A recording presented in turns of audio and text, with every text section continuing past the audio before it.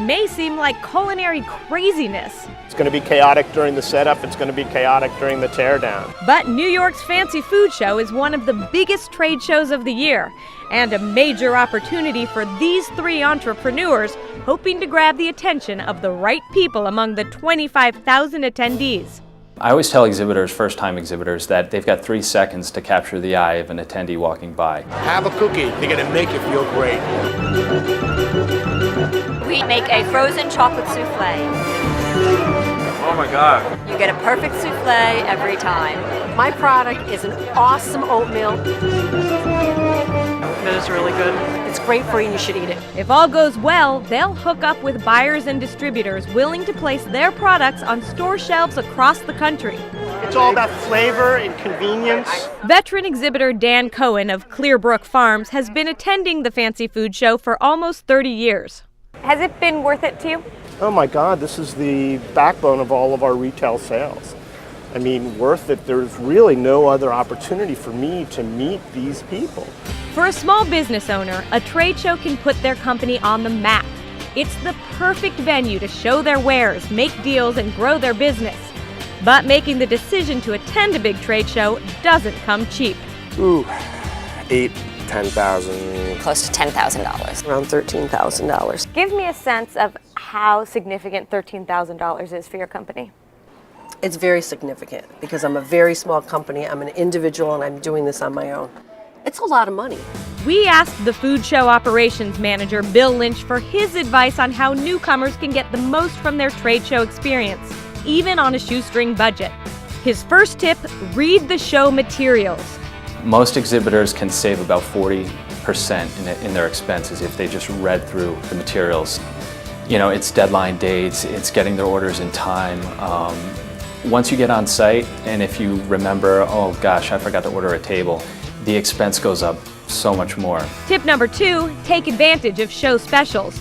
We offer a complimentary booth package, and it's one of those things where we try to promote that, especially to our first-time exhibitors. So a complimentary booth package would include a couple tables, a couple chairs, a wastebasket, a booth identification sign, and it adds up to about a total of $700 worth of savings that they can take advantage of. Tip number 3, get educated. Many trade show companies are offering different webinars leading up to the shows, not only focused on things related to their industry and how to increase their business, but also increasing their effectiveness at the trade show. And being educated means knowing the trade show lingo, like drayage. When we asked our newcomers what drayage meant, we got some interesting responses. Drayage? I don't know. What is it? Drayage is an old industry, trade show industry term. I don't even know. And that's the cost that an exhibitor has to incur to get their product from the loading dock to their exhibit space. Drayage is when you have to start paying the labor from the Javits Center to be lugging all kinds of stuff. Material handling seems to be the hot topic for a lot of our first-timers, so we kind of focus on that a bit and try to get them to realize where they can save money. Dan Cohen has developed a couple of his own rules for trade show success. The first, never leave the booth.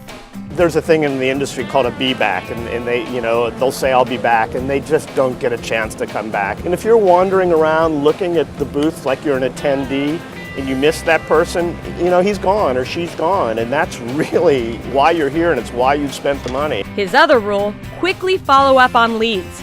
The biggest complaint that I hear from attendees is that they go to a booth, they're interested in their products, and then they get back and they never hear from the person. And Bill Lynch's last recommendation is simple and straightforward. The best advice is to be lively, to look happy, smile at people, catch their attention, look them in the eye. It's simple advice, but it's probably the best advice I could give somebody. If you follow these rules, our experts say, you'll definitely stand out from the crowd. Something that Holly DeMoro seems to be doing already. There are thousands of booths here, many others that have oatmeal in it. How do you get yourself oatmeal? I have a good answer for you. I have great people that help me, and we're on top of it all the time. We're extremely friendly. We never sit down, and we talk to everybody.